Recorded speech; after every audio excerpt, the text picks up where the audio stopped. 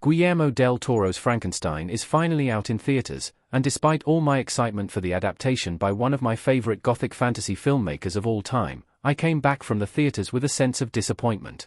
Guillermo Del Toro's Frankenstein adaptation is faithful to the book, but it leaves much more to be desired in its wake. Oscar predictions for Netflix for Frankenstein are already being made, and I agree that the movie at least deserves nominations in the Best Makeup and Hairstyling, Best Costume Design, Best Cinematography, Best Visual Effects, and Best Production Design categories, if not wins. GDT's ability to create an appropriate atmosphere is showcased in Frankenstein, but it feels more stale than usual. The Jacob Elordi recast for the role of Frankenstein's monster is perhaps my favorite creative choice made in the movie, because Elordi delivers what might be his career-best performance. He looks imposing, and simultaneously, and perhaps most importantly, sympathetic as the monster, whom the film captures in all his glory from every possible angle and at various levels of lighting. Guillermo del Toro's Frankenstein adaptation is its own Frankenstein's monster.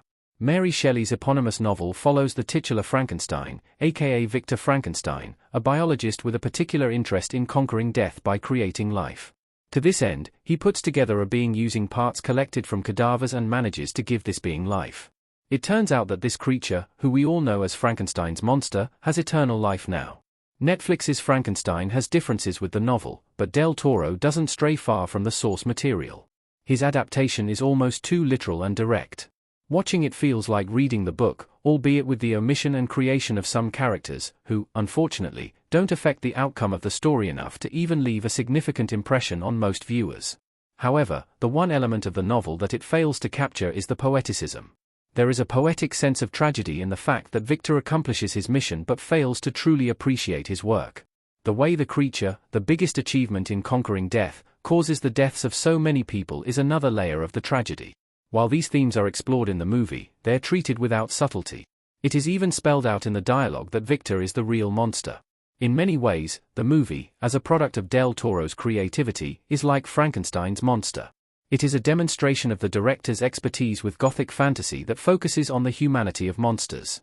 However, it feels like an unnecessary remake, since it doesn't experiment much with the source material, and Frankenstein's popularity ensures it doesn't really need to be retold. Frankenstein's monster is the natural progression for Victor, because his preoccupation with controlling death would lead him there, and 2025's Frankenstein seems to have a similar relationship with Guillermo del Toro's directorial filmography. The weaknesses of Del Toro's Frankenstein strengthen the comparison. Ken Warrener, copyright symbol Netflix, courtesy Everett Collection. If Victor wasn't prepared to participate in the development of an emotionally and mentally stunted being, he shouldn't have created the creature. It is understood that his failure to be a patient father figure is what doomed him and the creature to their fates. Ironically, Del Toro's love for humanized monsters may have had the same effect on his movie. The ending of Frankenstein is a moment of unadulterated empathy for the creature, but the build-up to that moment doesn't make it feel earned. The film meanders far too much on its way to the conclusion, and you might just find yourself waiting for it to end.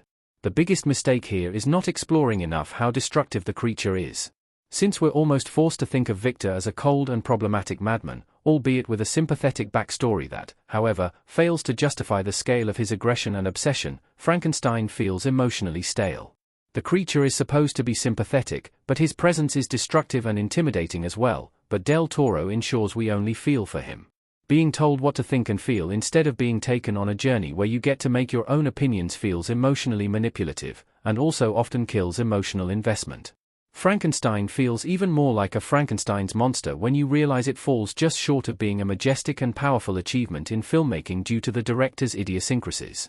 Frankenstein's existence conveys its message better than the movie copyright symbol Netflix, courtesy Everett Collection.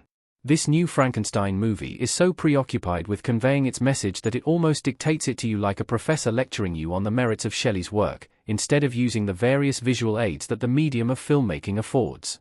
Frankenstein is so suitable for Del Toro that his direction here instead conveys the message of the novel.